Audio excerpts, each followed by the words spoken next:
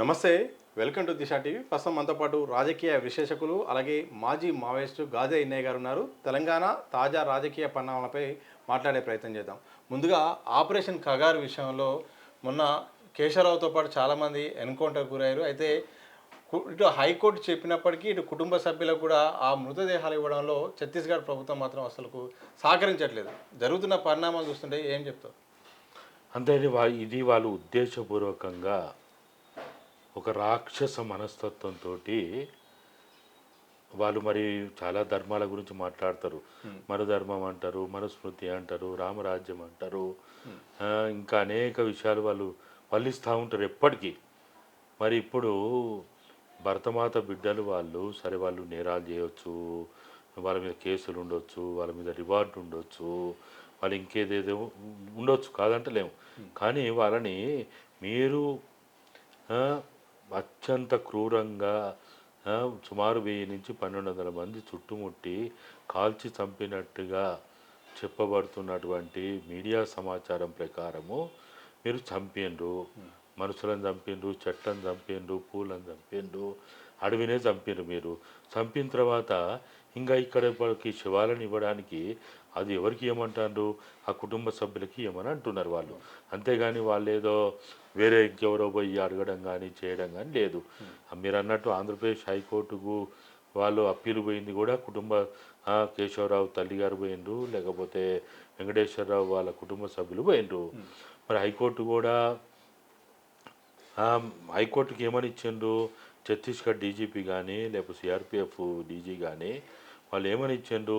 ఈరోజు మేము post mortem నిర్వహించి ఎవరికి శరీరాలని, అంటే వాళ్ళు చనిపోయిన వాళ్ళని వాళ్ళ కుటుంబాలకు అప్పచెప్తామని స్వయాన వాళ్ళే రాతపూర్వకంగా కోర్టుకి చెప్పడం జరిగింది. మరి కోర్టుకి రాతపూర్వకంగా ఇచ్చిన తర్వాత పోస్ట్ మార్టం తదనంతరం ఇస్తామని చాలా గొప్పగా కోర్టుకి విన్నవించుకున్న తర్వాత 21 ఉదయం 6 నుంచి 7 గంటల ప్రాంతంలో చుట్టుముట్టి వాళ్ళని చంపిండ్రు.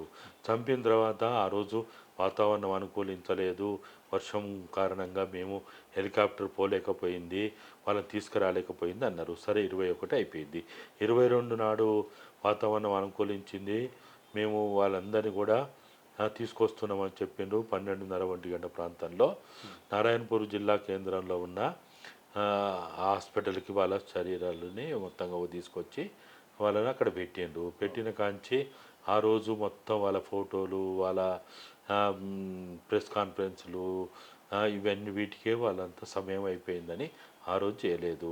23వ తేదీ ఉదయం కల్లా వరంగల్ జిల్లా హన్మకొండ జిల్లాకు చెందినటువంటి రాకేష్ తల్లిదండ్రులు, బంధువులు నారాయణపూర్ హాస్పిటల్కి చేరుకున్నారు. చేరుకున్నప్పటి నుంచి మేము ఇంకా గంటకి ఇస్తాం, మీరు తిని రండి, మీరు అటు పోయి రండి, ఇటు పోయి రండి, అయిపోతున్నది, ఒకరొకొకరు పోస్ట్ మార్టం అయిపోతున్నది, మేము డాక్టర్లను కూడా ఎక్కువ మందిని తెచ్చినాము అని ఇట్లా అనేక విషయాలు చెప్పుకుంటూ కాలయాపన చేసిండ్రు. అదే రోజు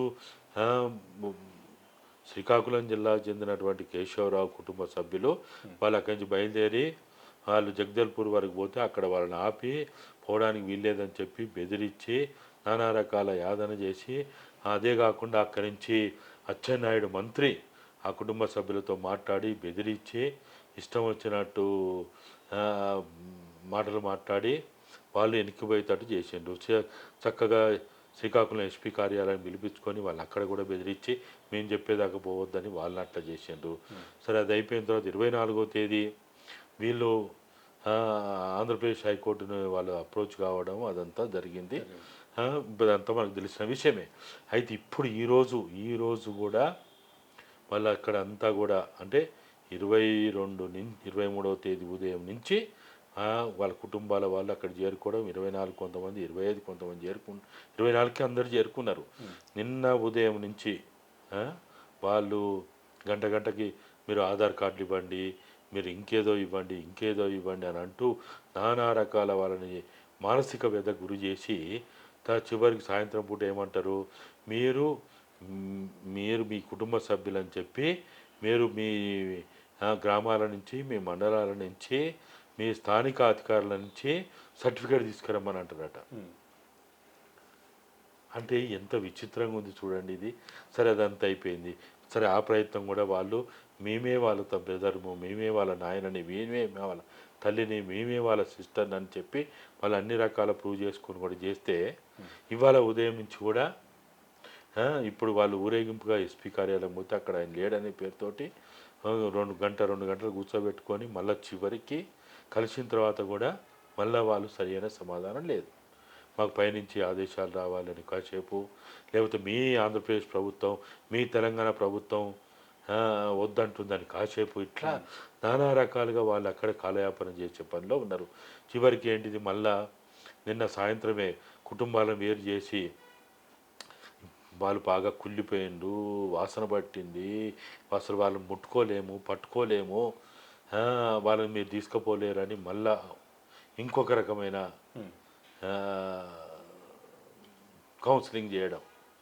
ఇట్లా వాళ్ళు మరి ఇవ్వడానికి ఇష్టం లేక, లేకపోతే పైనుంచి ఆదేశాలు ఉండడం వల్లనో, లేకపోతే అమిత్ షా మోడీ గారు అనుమతిస్తే తప్ప మేము ఇయ్యమని కనుక మరి వాళ్ళకి అటువంటి ఆదేశాలు ఉన్నాయో లేవు కారణం కావచ్చేమో, కానీ వాళ్ళ ఆఫ్ ది రికార్డ్ ఏమో ఈ మాకు పైనుంచి ఆదేశాలు ఉన్నాయి, ఇవ్వడానికి వీలు లేదని చెప్తున్నారు. ఇవ్వరు కూడా, మీరు ఇంకా మీ ప్రయత్నాలు మీరు చేసుకోండి, కానీ కావాలంటే మీరు ఇక్కడ దానం చేస్తే ఏర్పాటు చేస్తాం అని ఒకవైపు. ఆ శ్రీకాకుళం వాళ్ళు అంబులెన్స్ తీసుకొని పోయారు విశాఖపట్నం నుంచి. అంబులెన్స్ ఓనర్ని బెదిరియడం, అంబులెన్స్ డ్రైవర్కి ఫోన్ చేసి నువ్వు అక్కడ ఎందుకున్నావు, ఇంకా నువ్వు తిరిగి వచ్చేయని వాళ్ళు బెదిరియడం. ఇట్లా ఇవన్నీ చూస్తూ ఉంటే మరి మేము చూసిన కాడికి అయితే ఎమర్జెన్సీ కాలంలో కూడా ఎన్కౌంటర్లు జరిగినాయి, అంటే బుడక ఎన్కౌంటర్ జరిగినాయి, పట్టుకొని కాల్చిండ్రు. అప్పుడు కూడా వాళ్ళ శరీరాలని వాళ్ళ కుటుంబ సభ్యులకు అప్పచెప్పిన చరిత్ర చూస్తాం. మరి ఇది ఎమర్జెన్సీ కంటే మించిన నియంతృత్వమో ఫాసిజమో పాలన జరుగుతున్నట్టుగానే కనపడతా ఉన్నది. ఇప్పుడు వాళ్ళు చాలా విషయాలు చెప్తారు, చాలా రకాల ధర్మాల గురించి, సత్యాల గురించి, అనేక రకాలైనటువంటి భగవద్గీత, బుద్ధిజం చెప్తారు, లేకపోతే ఇంకా వేరే అనేక రకాల విషయాలు చెప్తారు. మరి మరి ఎక్కడున్నది ఈ న్యాయం? ఎక్కడ న్యాయం ఇది? మాకైతే అసలు వాళ్ళు చేస్తున్నటువంటి పని చూసినప్పుడు భారతదేశ ప్రజలందరూ, బుద్ధిజీవులందరూ అసలు ఇటువంటి పరిస్థితి వస్తుందని ఎవరు ఊహించలే. శవాలని కూడా సరే చుట్టుముట్టి చంపడం, పట్టుకొని కాల్చి చంపడం, లేకపోతే చిత్రహింసలు పెట్టి చంపడం, ఇవన్నీ చూస్తాం. కానీ శవాలను ఇవ్వకపోవడం అనేది, అది కూడా వాళ్ళు ఏమీ మామూలు వాళ్ళు కాదు. వాళ్ళంతా పట్టభద్రులు. వాళ్ళు ఒకరు కాకతీయ యూనివర్సిటీ స్టూడెంట్ రాకేష్, ఒకరు ఉస్మానియా స్టూడెంట్ విజయలక్ష్మి, ఇంకొకరు NIT RECలో చదువుకొని పట్టభద్రుడు, ఇంజనీరింగ్ చేసి బీటెక్ చేసి ఎంటెక్ చేసిన వ్యక్తి. ఆయన వెంకటేశ్వరరావు పాలిటెక్నిక్ పూర్తి చేసిండు, సంగీత కూడా మంచి చదువులు చదువుకున్నది. మరి దీంట్లో ఎవ్వరు కూడా వాళ్ళు తెలియకపోయి, వాళ్ళకి చదువు రాదు, లేకపోతే వాళ్ళు హింసావాదులు, లేకపోతే వాళ్ళు టెర్రరిస్టు, ఉగ్రవాదులు అనే పరిస్థితి కాదు కదా. వాళ్ళందరూ గొప్ప గొప్ప చదువులు చదువుకొని సమాజం మీద అవగాహన ఉండి వాళ్ళకి చేతనైన కాడికి సమాజంలో మార్పు తేవాలని వాళ్ళు పోయినోళ్ళు. వాళ్ళేమి రక్తం దాగేటోళ్ళు కాదు. వాళ్ళు హింస ద్వారా ఏదో సమాజాన్ని మారుస్తానే పోయినోళ్ళు కాదు. వాళ్ళు ఈరోజు సమాజంలో ఉన్న అంతరాలు పోవాలి, సమాజం రావాలి, వివక్ష పోవాలి, ఆధిపత్యం పోవాలి, దోపిడీ పోవాలి, నిచ్చరమెట్ట సమాజం పోవాలి, వర్ణ వ్యవస్థ పోవాలి.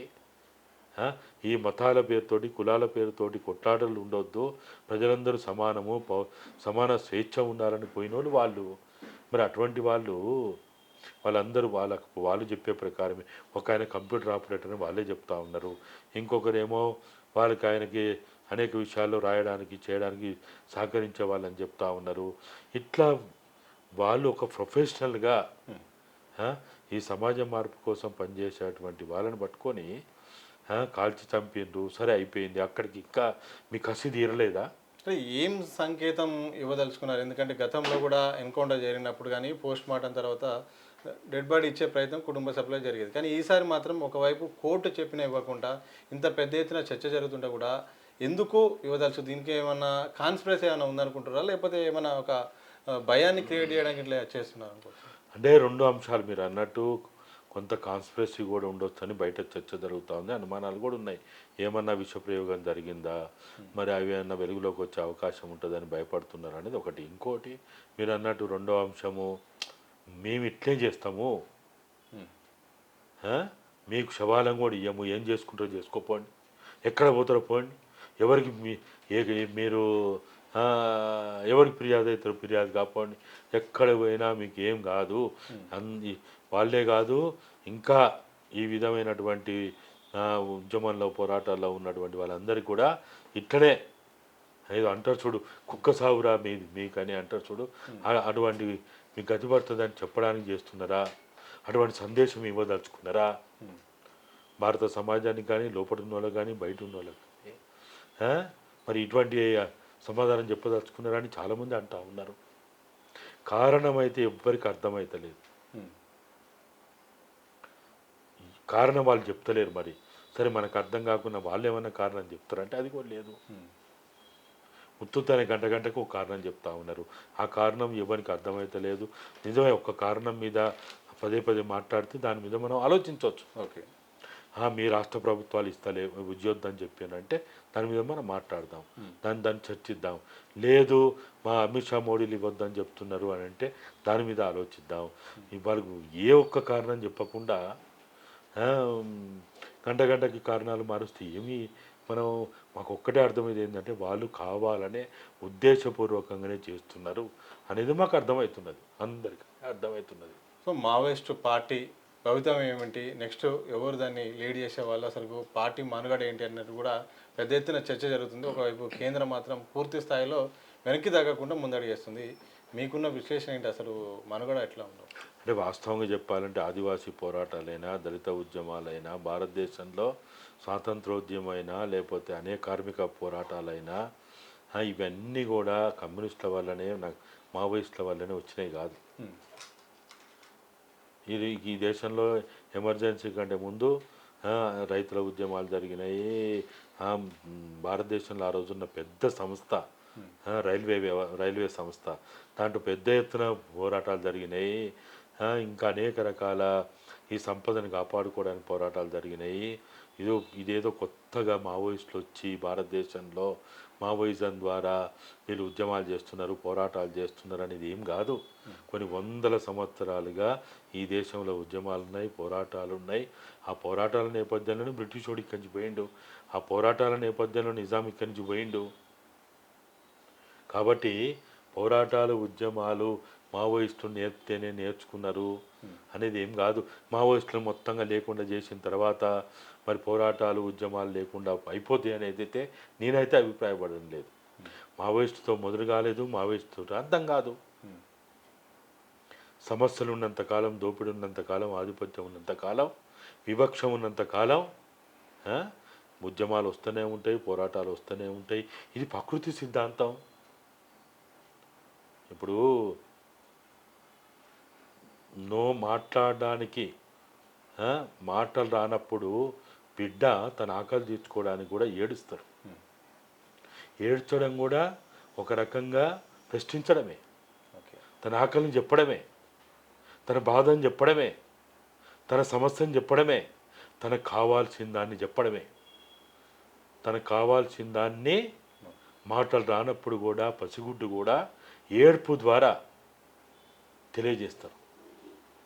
మరి ఏడ్చిన బిడ్డకి పాలిచ్చి ఆ తల్లి ఓదారుస్తుంది, కానీ ఏడుస్తుందని కొడుతుందా, తిడుతుందా? తిడితే అర్థమవుతుందా? అంటే ప్రభుత్వాలు అమ్మలాగా వ్యవహరించాలా? అంతే కదా. ప్రభుత్వం అంటే ఎవరు? తల్లి తండ్రి. భారత ప్రజలకి తల్లి తండ్రి ప్రభుత్వం. పాలకులే తల్లిదండ్రిగా వ్యవహరించాలి. భారత రాజ్యాంగం ఒక తల్లి. భారత ప్రజాస్వామ్యమే భారతదేశ ప్రజలందరికీ ఒక తల్లి, ఒక తండ్రి. భర్తమాతని గొప్పగా ఎందుకు చెప్పుకుంటాం మనం? ఏ తల్లి అయినా తన బిడ్డల్ని చంపుతూ ఉంటే ఆ తల్లిని ఏమంటాం మనం? ఎన్ని పేర్లతో పిలుస్తాం మనం? నరరూప రాక్షసులు అంటాం, రాక్షస అంటాం, ఇంకేదో అంటాం. ఇదే సందర్భంలో మొన్న జవాన్లు కూడా ఈ మృతదేహాల ముందు చాలా స్లోగన్స్ చేయడము, ఒక డ్యాన్స్ చేయడము, ఒక పాటలు పాడి కూడా, అంటే మేము ఒక విజయం సాధించాం వీళ్ళ మీద అని ఒక సంకేతాన్ని ఇచ్చినట్టుగా వీడియోలు వైరల్ అయ్యాయి మొత్తం నక్సలైట్ల ముందు పడుకోవడం మృతదేహాల ముందు. ఆ సందర్భాన్ని ఎట్లా విశ్లేషిస్తారు? ఇప్పుడు వీళ్ళు ఏదైతే అదే డిఆర్జీ అని ఏదైతే చెప్తా ఉన్నారో, ఇది డిస్ట్రిక్ట్ రిజర్వ్ గార్డ్స్ అని చెప్తున్నారు, వాళ్ళందరూ ఎవరు? వాళ్ళందరూ మాజీ నక్సలైట్లే. వాళ్ళందరి మీద కేసులు ఉన్నాయి. వాళ్ళందరూ నేరాలు చేసిండ్రు. వాళ్ళందరినీ హంతకులుగా, దేశద్రోహులుగా ఇదే పోలీసు, ఇదే బీజేపీ వాళ్ళు మాట్లాడినటువంటి వాళ్ళే. మరి ఇవాళ వాళ్ళందరికీ ఆయుధాలు ఇచ్చి హంతకులుగా తయారు చేసి, రౌడీలు గుండాల కంటే మించి వాళ్ళని తయారు చేసి వాళ్ళని ఇవాళ మావోయిస్టులను అంతం చేయడానికి పంపితే ఇలా నువ్వు పంపినావు. వాళ్ళొక సంవత్సరం 2 ఏళ్ళలో మీరు అన్నట్టే వాళ్ళన్నట్టే గడువు ప్రకారమే వాళ్ళు లేకుండా చేస్తారే అనుకుందాం. తర్వాత ఏం చేస్తారు వీళ్ళు? తర్వాత ఏం చేస్తారు? అక్కడ నేర్చుకున్న విద్య, ఇక్కడ మీరు నేర్పిన విద్య, తర్వాత వాళ్ళకి ఏం చేయాలి వీళ్ళు? వాళ్ళు ఖచ్చితంగా నాకు ఉన్న అవగాహన ప్రకారము, చరిత్రని అవలోకనం చేసుకున్న ప్రకారం రేపు వీళ్ళు ఆ రాష్ట్రంలో ఉన్న, దేశంలో ఉన్న బీజేపీ వాళ్ళందరినీ చంపబోయేది ఇదే డిఆర్జీ వాళ్ళే. ఇదే డిఆర్జీ వాళ్ళు ఆ పని చేస్తారు. ఇప్పుడు వాళ్ళకి ఈ పని అయిపోయింది. ఇప్పుడు వాళ్ళ నక్సలైట్ల నుంచి తీసుకొచ్చిండ్రు. వాళ్ళు నక్సలైట్లో ఉన్నప్పుడేమో హంతకులు అన్నారు, దేశద్రోహులు అన్నారు, నేరాలు చేసిండ్రు అన్నారు, ఎన్నో చెప్పారు కదా.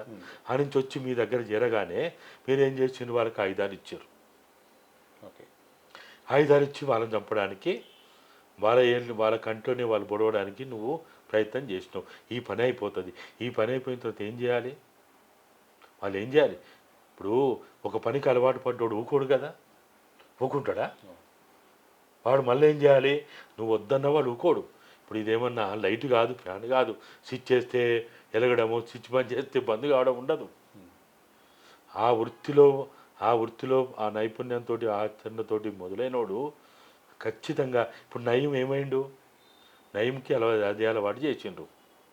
ఏమైంది నయం? ఆఖరికి మొదలు నక్సలైట్ల మీదనే అంతకునిగా తయారు చేసిండ్రు. తర్వాత ఏమైండు? కాంగ్రెస్ వాళ్ళని చంపిండు, టీఆర్ఎస్ వాళ్ళని చంపిండు, బీజేపీలో కూడా చంపిండు కదా. తనకి నష్టపరిచిన వాళ్ళని, తనకి ఎదురొచ్చిన అందరినీ చంపిండు కదా. రేపు వీళ్ళు గట్టే అవుతారు. అకాలీ ఉద్యమంలో ఏం జరిగింది? వాళ్ళని పెంచి పోషించిన తర్వాత ఇందిరాగాంధీని చివరికి ఎవరు చంపిండ్రు? వాళ్ళే కదా. గాంధీని ఎవరు చంపిండ్రు? గాంధీని చంపిన గాడ్స్ ఎక్కడి నుంచి వచ్చిండు? అక్కడి నుంచి వచ్చినోడే కదా. కాబట్టి చరిత్రలో ఎప్పుడు కూడా వెన్నుపోట్లైనా, హంతకులైనా అక్కడి నుంచి. యేసుక్రీస్తుని ఎవరు చంపిండ్రు? యేసుక్రీస్తుని ఎవరు చంపిండ్రు? వాళ్ళే కదా, తన అనుచరులే కదా. కాబట్టి ప్రపంచ చరిత్రలో, కొన్ని వందల వేల సంవత్సరాల చరిత్రలో ఇవాళ ఏదైతే డిఆర్జీల రూపంలో గొప్పగా చెప్పుకొని మావోయిస్టులను అంతం చేస్తామని అక్కడ నేర్చుకున్న శిక్షణ, ఆ టెర్రైన్ మీద ఉన్న పట్టుతోటి వాళ్ళని చంపడానికి ఏదైతే వీళ్ళని ఉసుగొలుపుతా ఉన్నారో, ఖచ్చితంగా రేపు వీళ్ళు మళ్ళా ఇదే ఆర్ఎస్ఎస్లో, బీజేపీలోనో, ఇదే పాలకులను వాళ్ళు నేర్చుకున్న విద్య ఎక్కడ పోదు.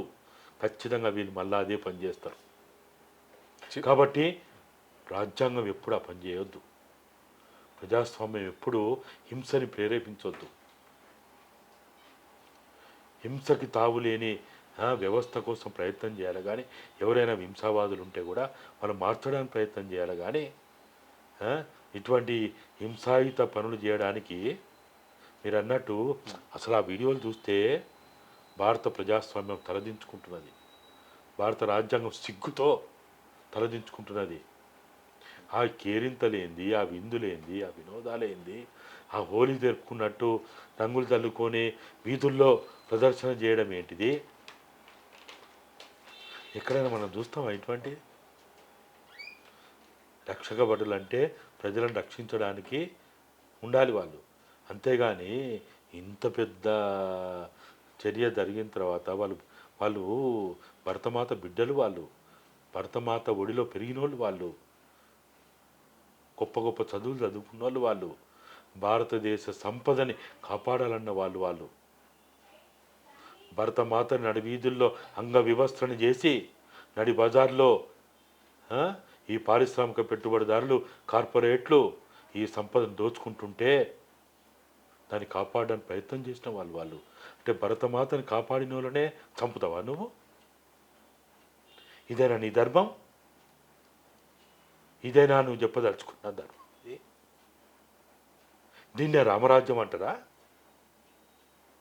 కాబట్టి ఇప్పుడు ఏదైతే పాలకులు తెలిసో తెలియకనో లేకపోతే మూర్ఖత్వంతో చేస్తున్నటువంటి ఇప్పుడు పనులు ఏవైతే ఉన్నాయో ఇది రేపు చాలా భయంకరంగా తయారవుతుంది.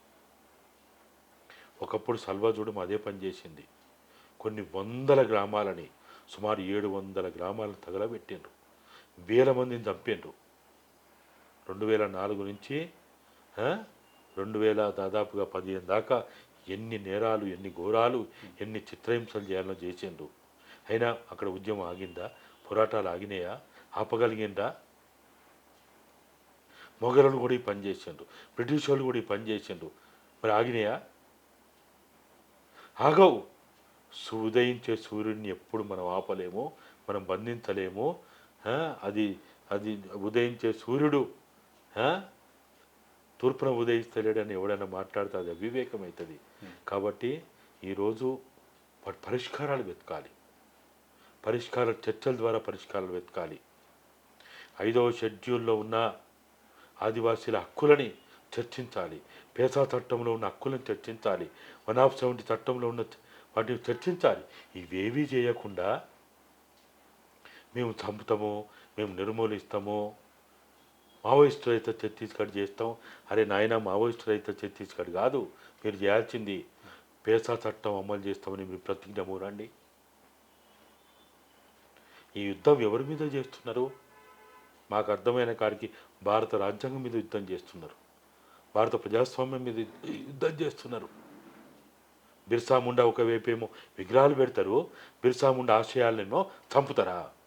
కొమరం భీం జయంతులు వర్ధంతులు చేస్తారు, విగ్రహాలు పెడతారు, కొమరం భీం ఆశయ సాధనలో పనిచేస్తున్న వాళ్ళనేమో చంపుతారా? అల్లూరు సీతారామరాజు విగ్రహాన్ని ఇదే భారత ప్రధానమంత్రి పోయి ప్రతిష్టాపన చేస్తాడు, ఆశయ సాధనలో ముందు పోతున్న వాళ్ళేమో చంపుతారా? ఏంటిది వీళ్ళు చేసేది? కాబట్టి ఇప్పటికైనా ఇటువంటి పద్ధతులు మానుకొని షెడ్యూల్ 5ని షెడ్యూల్ 5ని అమలు చేయండి, పేసా చట్టాన్ని అమలు చేయండి, 170ని అమలు చేయండి, ఐటీడీఏల ద్వారా సంక్షేమ అభివృద్ధి కార్యక్రమాలు చేపట్టండి. ఇవి చేస్తే ఇక అక్కడ నాకు అర్థమైన కాడికి అసలు ఉద్యమాలు ఉండవు, పోరాటాలు ఉండవు, మావోయిస్టుల అవసరం కూడా ఉండదు అనేదే మేము భావిస్తున్నాం. థ్యాంక్ యూ వెరీ మచ్ అండి. మొత్తంగా ఇది చర్చల ద్వారానే సమస్య పరిష్కారం అవుతుంది. ఆపరేషన్ కగార్ పేరుతో మావోయిస్టులపై కాదు యుద్ధం చేసేది, భారత రాజ్యాంగంపై కేంద్ర ప్రభుత్వం చేస్తుంది. ఇప్పటికైనా ఈ చర్యను ఆపాలి. అలాగే ఆదివాసీలకు హక్కుల్ని కాపాడాల్సిన అవసరం ఉంటుంది. అలాగే ఉద్యమాలు అనేది ఎక్కడ కూడా ప్రజా సమస్యలు ఉండే పుట్టుకొస్తాయి. ఈ ఉద్యమాలు అనేది ఆగవు, ఎవరు ఆపినా ఆగదు. పాలకులు వాళ్ళ తీరు మార్చుకొని ప్రజాసేవ చేస్తే తప్ప వీటికి పరిష్కారం అంటూ దొరకదు అంటూ కూడా గాదా ఎన్నే గారు చెప్తున్న సందర్భం చూస్తూనే ఉండండి దిశ టీవీ.